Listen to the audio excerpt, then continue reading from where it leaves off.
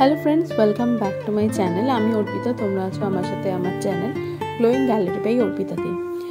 Last ভিডিওতে তোমাদের সাথে আমরা শেয়ার করেছি আমাদের কলকাতা থেকে অযোধ্যা যাওয়ার প্রথম দিন, ডে 1টা। আজকে আমরা যাব ঔরঙ্গাবাদ বা বোধি থেকে অযোধ্যা নগরীতে। আজকে আমরা জার্নি করব।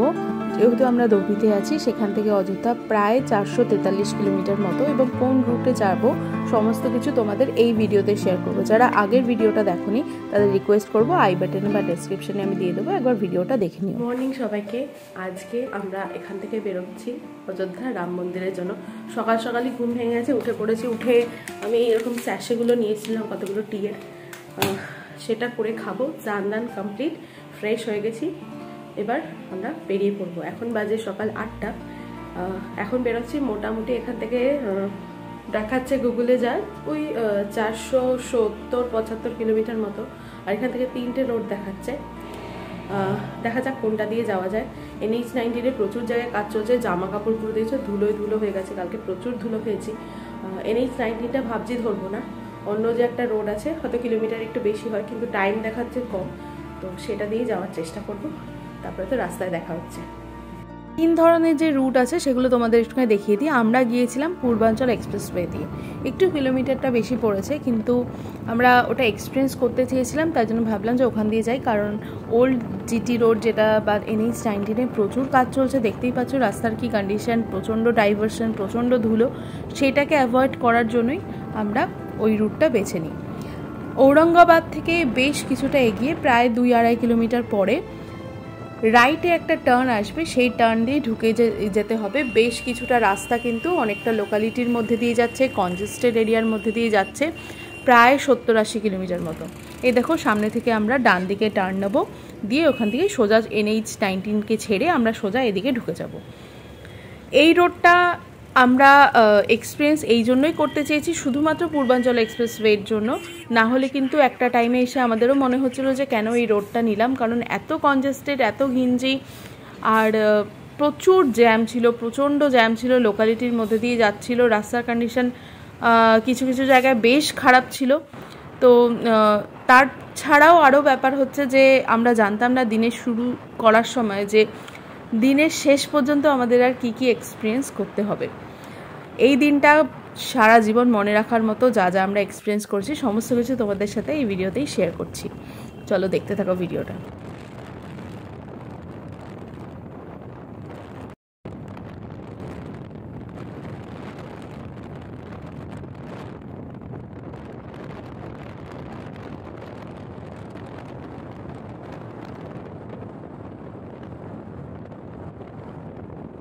বেশ অনেকক্ষণ ধরে বাইকের হাওয়াটা একটু কম লাগছিলো বলে একটা দোকানে দেখানো হলো। তারা তো বুঝতে পারলো না, হাওয়া চেক করে ছেড়ে দিল। তারপরে আবার একটা শপে, এই শপটাতে আসা হলো। তারাও বুঝতে পারেনি যে কী সমস্যা হচ্ছিলো, হাওয়া চেক করে ছেড়ে দিয়ে আবার আমরা এই শপেতে আবার ঘুরে আসি। তারপরে বোঝা গেল যে টায়ারটা পাঞ্চার। প্রায় 2 ঘন্টার উপরে আমরা ওইখানে কিন্তু আমাদের টাইমটা নষ্ট হয়।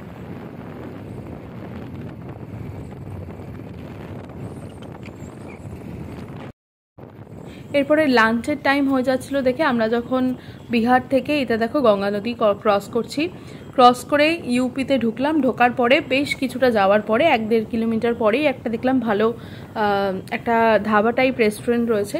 তো আমরা ভাবলাম আগে এখান থেকে আমরা লাঞ্চটা কমপ্লিট করে নিই, তারপরে কিছুক্ষণ পরেই পূর্বাঞ্চল এক্সপ্রেসওয়ে স্টার্ট হয়ে যাবে, সেখানে আর কিছু পাবো না হয়তো। তো সেখানেই আমরা লাঞ্চটা কমপ্লিট করে নিলাম।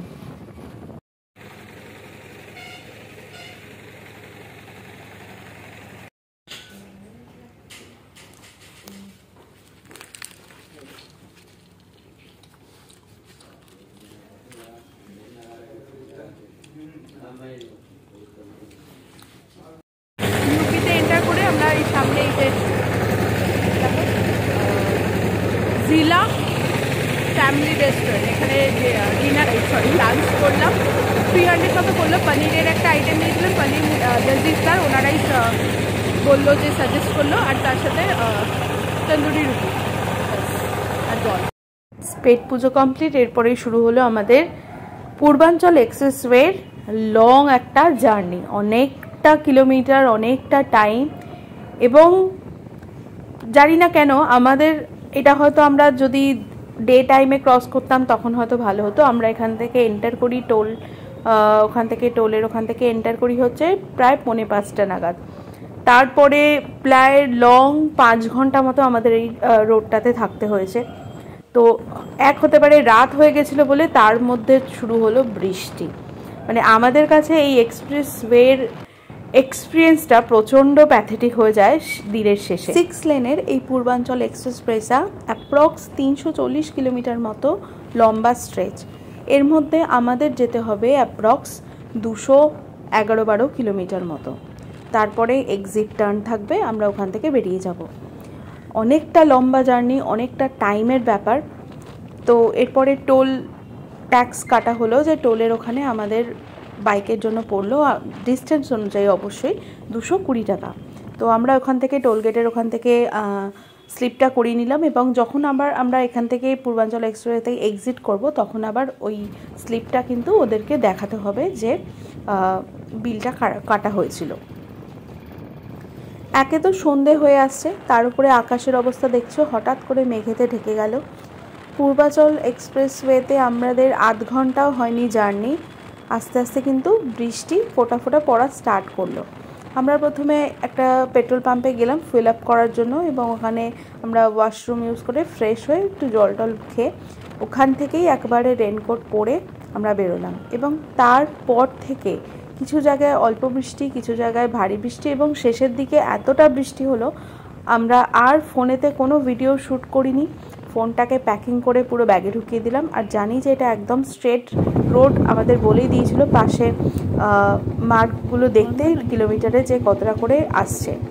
এই যে লাস্ট আমাদের ভিডিও শ্যুট। এরপরে ক্যামেরা বন্ধ করি এবং টানা 212 কিলোমিটার মতো আমরা কন্টিনিউ জার্নি করতে থাকি, এবং অবশেষে 9:45 নাগাদ আমরা পূর্বাঞ্চল এক্সপ্রেসওয়ে থেকে এক্সিট নিই। তো জোরে ইন্টেন্স বৃষ্টি হচ্ছিল এবং তার সাথে অত রাত হয়ে গেছিলো, ওইখান থেকে আবার অযোধ্যা রাম মন্দিরের দিকে যেতে কম করে 1 ঘন্টা সময় লাগতো।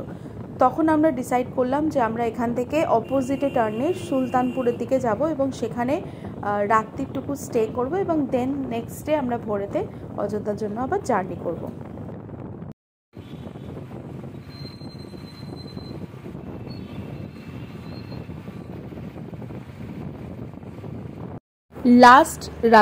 লাস্ট দিনের একটা ভয়ঙ্কর এক্সপিরিয়েন্সের পর অবশেষে সকালবেলা আমরা অযোধ্যা এসে পৌঁছালাম।